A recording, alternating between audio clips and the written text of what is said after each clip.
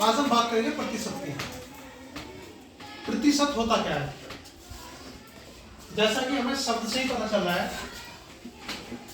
प्रतिशत। तो प्रतिशत दो शब्दों से मिलकर बना है, एक है प्रति और एक है शत। प्रति माने प्रत्येक और शत माने 100। प्रत्येक 100, तो इस शब्द का अर्थ है प्रत्येक 100। माना मैंने लिख लिया, एक प्रश्न लिखा, मैंने आपसे प्रश्न किया कि 100 का 6, ये प्रतिशत का सिंबल है। 100 का 6% यानी कि 6% कितना होगा?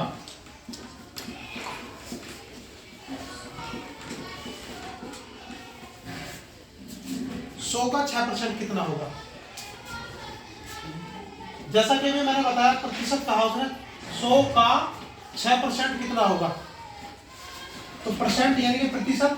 तो इसका मतलब क्या हुआ कि 100 का 6 कौन सा वाला हिस्सा होगा? 100 का 6 कौन सा वाला हिस्सा होगा? तो कैसे निकालते हैं हम? 6 को ऊपर रखेंगे, 100 को नीचे रख देंगे। देखिए 100 में से हम कितना ले रहे हैं? 6 ले रहे हैं।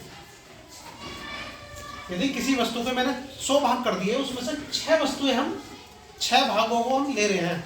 उस वस्तु के 100 टुकड़े करें माने, तो उसमें से 6 टुकड़े हमने ले लिए। तो ये क्या हो गया? ये हो गया हिस्सा। कि इसका हिस्सा, ये जो 6 है, इनका हिस्सा कितना पड़ा? तो ये कहलाता है प्रतिशत। यानी कि प्रत्येक 100 में कितना हिस्सा होगा उसका जितना पूछा गया आपसे। आपने ये सवाल देखा होगा जब हम गांव से कोई धन उधार लेते हैं किसी से। यदि हमारे मित्र हैं, दोस्त हैं, भाई हैं, तो वो हमको क्या करते हैं? बिना किसी एक्स्ट्रा पैसे के ऐसा कह देते हैं कि भाई आप मुझको 3 महीने में पैसे वापस कर देना, 1 साल में वापस कर देना, ऐसा कहते हैं। यदि वो हमारे भाई बंधु हमारा साथ ना दें, रिश्तेदार साथ ना दें, जितने हमें पैसों की जरूरत है, हमने मांगे और कोई देने वाला ना मिला, तो फिर क्या हम करते हैं? हम जाते हैं बैंक की तरफ को, तो बैंक से लेते हैं। तो बैंक भी कुछ शर्त रखता है। बैंक कहता है कि आपको 6% वार्षिक 6% वार्षिक ब्याज की दर से मुझे पैसा देना पड़ेगा। तो ये क्या है? 6% वार्षिक। मान लीजिए आपने 500 रुपए लिए, बैंक से आपने 500 रुपए लिए, तो 1 साल में आपको कितना ज्यादा धन देना पड़ेगा? वो निकालते हो आप फॉर्मूले के हिसाब से। मगर ये कैसा काउंट कर देता है फॉर्मूला कि कितना पैसा हमें अतिरिक्त देना पड़ा? वो क्या काम करता है? इसको 100 को 5 हिस्सों में बांट लीजिए। 100, 100, 100, 100 और 100। जैसा कि मैंने अभी थोड़ी देर पहले बताया था, परसेंट का मतलब क्या है? प्रतिशत का मतलब है प्रत्येक 100। तो 100 पे, प्रत्येक 100 पे कितने रुपए हमें एक्स्ट्रा देने पड़े? तो इस 100 पे हमको कितने एक्स्ट्रा देने पड़ेंगे? 6 रुपए।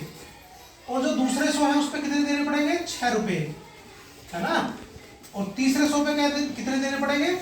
6 रुपए, 6 रुपए। इसी प्रकार 6 रुपए। तो 5 जगह हमें 6 रुपए देने पड़ेंगे। तो कितना हो जाएगा कुल मिला के? 6 गुना 5 यानी कि 30 रुपए हमें ज्यादा देने पड़ेंगे 500 रुपए से, 6% वार्षिक ब्याज की दर से। तो प्रतिशत आपको समझ में आया, और वार्षिक दर जो है वो भी आपको समझ में आया। प्रतिशत को समझना जरूरी है। इसके शब्द को भी समझ जाओ तो उसका मतलब आपको समझ आ जाएगा कि प्रतिशत का मीन क्या है। कट कर लो।